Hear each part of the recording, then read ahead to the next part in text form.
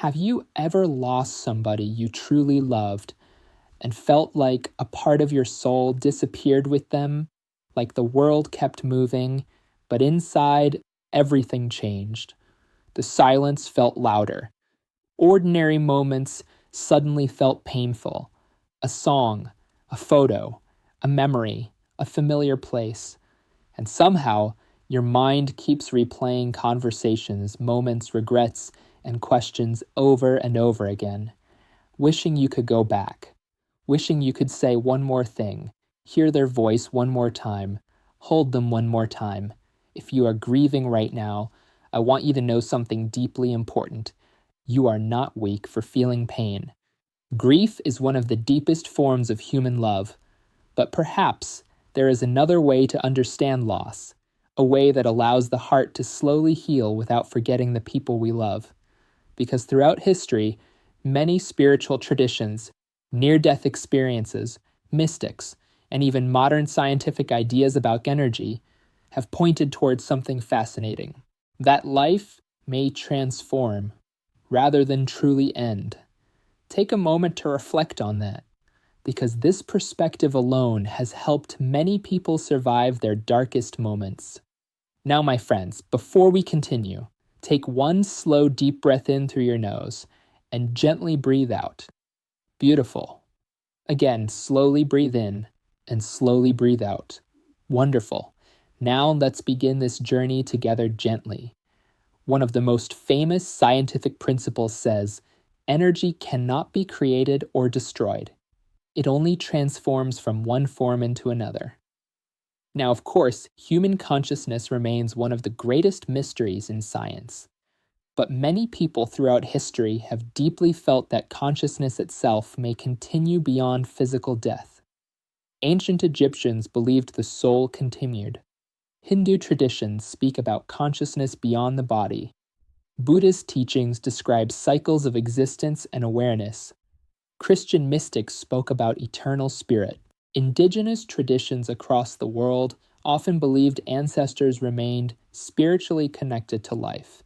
And perhaps most fascinating of all, many people who experience near-death experiences return describing remarkably similar things: overwhelming peace, love beyond words, a feeling of returning home, a sense that consciousness continues. Now, whether somebody interprets these experiences spiritually, religiously, or psychologically, one thing is undeniable. Millions of people across different cultures describe experiences that profoundly reduce their fear of death forever. Take a moment to think about that. I'm sure your future self will thank you. One powerful story came from a man who clinically died during heart surgery for several minutes. When he later recovered, he described something extraordinary. He said the moment he left his body, all physical pain disappeared instantly. Fear disappeared, and instead, he felt surrounded by overwhelming peace and love. But what affected him most deeply was seeing his grieving family from a completely different perspective. He explained that while he understood their sadness, he desperately wished they could feel the peace he was experiencing. He later said, "I realized death was not an ending. It felt more like waking up from a dream." Now, my friends, whether somebody fully believes this literally or symbolically, there is profound healing wisdom inside this perspective. Because imagine for a moment if the people we love truly would not want us destroying ourselves through endless suffering. Imagine if they could speak directly to us right now. Do you think they would want us trapped forever in guilt, pain, regret, and emotional darkness? Or would they want us to heal, love, grow, laugh again, and continue living fully? Take a moment to reflect on that, because many grieving people unconsciously punish themselves long after loss occurs.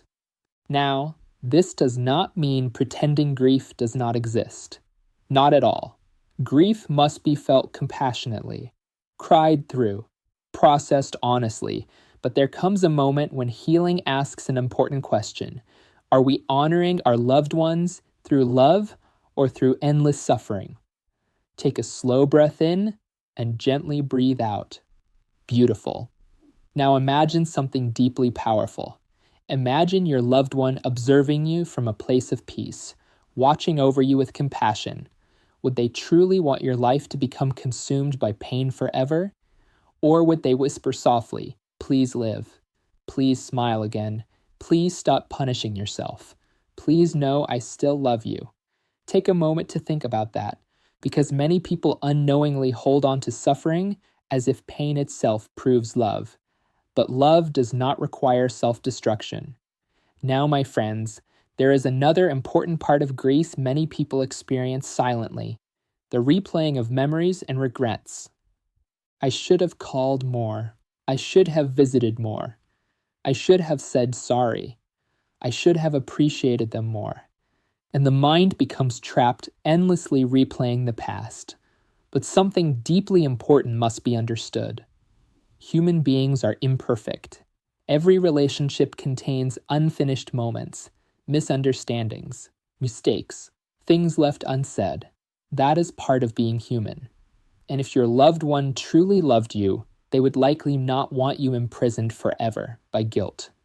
Take a moment to reflect on that, because forgiveness may become one of the most important parts of healing grief. Now, my friends, I want to tell you a powerful mindfulness story. A woman once visited an old monk after losing her son. Completely devastated, she begged the monk, "Please help me remove this pain." The monk listened quietly. Then he handed her a small cup and said, "Bring me 1 teaspoon of salt." She returned with the salt. The monk poured it into the cup of water and told her to drink it. The water tasted terrible, bitter, overwhelming. Then the monk walked her quietly to a large, peaceful lake. He placed another teaspoon of salt into the lake and said, "Now drink from the lake." The water tasted fresh and clean. Then the monk gently said something she never forgot. Pain is unavoidable, but suffering depends on the size of the container holding it. Take a moment to think about that. I'm sure your future self will thank you, because grief often shrinks people internally. They isolate, stop living, stop connecting, stop allowing joy, and eventually the pain fills their entire existence. But healing slowly expands the container again. Through nature, connection, purpose, mindfulness, service, gratitude, and love. Not because we forget the people we lost, but because we carry them differently. There is another perspective many spiritually awakened people speak about during grief. They say, when we stay trapped in deep emotional suffering forever, that suffering spreads outward to our children, our relationships, our families, our nervous system. Even the emotional atmosphere around us changes, and slowly, life itself becomes frozen around the loss. Now, please understand, this is not about blaming grieving people. Not at all. Grief is natural, but eventually awareness asks gently, is this pain helping anybody anymore? Or has the suffering itself become another form of attachment? Take a moment to reflect on that, because true love may sometimes require learning how to let go peacefully. Now imagine something powerful. Imagine your loved one standing beside you right now saying, "You have suffered enough. Please stop punishing yourself. Please forgive yourself. Please live fully again. Please love again. Please enjoy life again. Carry me through your kindness, not your suffering." Take a slow, deep breath in and gently breathe out. Beautiful. Now, my friends, many people who experience profound spiritual awakenings after grief describe something fascinating. The loss itself eventually opened their heart more deeply. They became more compassionate, more spiritually aware, more appreciative of life, more loving toward others, and more present in everyday moments. Because grief reminds people of something modern society often forgets. Life is fragile, temporary, sacred, and perhaps one of the greatest tragedies is not death itself, but failing to fully live while we are here. Take a moment to think about that. I'm sure your future self will thank you. Now let's talk briefly about presence. because grief often traps the mind in time. The past, memories, regrets, imagined conversations. But healing slowly happens when awareness returns gently to the present moment again, not denying love, but reconnecting with life itself, the breath, nature, sunlight, human connection, the feeling of being alive right now. This is why mindfulness can become so healing during grief, because mindfulness teaches people how to sit beside pain compassionately without drowning inside it forever. Now, my friends, there is another beautiful story often shared in spiritual traditions. A grieving man once asked a wise teacher, "Will the pain of losing someone I love ever disappear?"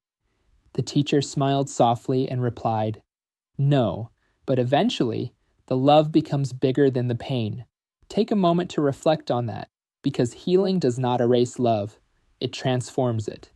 Now, my friends, many people also find comfort in signs, dreams, intuitive feelings, or moments where they suddenly feel deeply connected to loved ones who passed. Now, whether somebody views these spiritually, psychologically, or symbolically, what matters most is the love itself. Because love leaves deep impressions on consciousness. And perhaps real love never fully disappears. Now, before we finish this journey together, I want you to remember something important. If you are grieving, you are allowed to heal. You are allowed to laugh again. You are allowed to experience peace again. You are allowed to stop carrying guilt forever. And healing does not mean you loved them less. Sometimes healing is the deepest expression of love possible. Because maybe the people we love most would not want our lives destroyed by their absence. Maybe they would want us to become more compassionate, more awake, more grateful, more present, and more loving toward life itself. Take one final slow, deep breath in and gently breathe out. Beautiful. Now silently repeat inside your mind, love never truly disappears. Again, I allow myself to heal. And finally, I carry love forward peacefully. If this mindfulness journey about grief resonated with you, please share this video with somebody carrying silent pain right now. Because sometimes one message of compassion can help save somebody from suffering alone. And if this message found you at the right time, there are deep mindfulness journeys waiting for you on this channel. Thank you for listening, and I'll see you in the next mindfulness journey.